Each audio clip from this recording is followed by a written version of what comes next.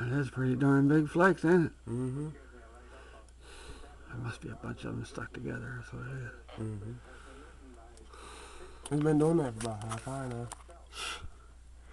A half hour. Yep.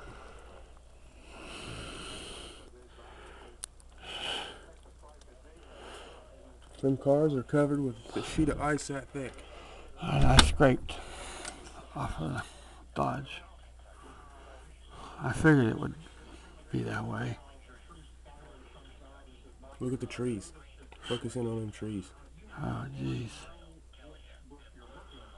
Thank God our wires are coming across here in the open. Unless it goes down somewhere where there isn't any open.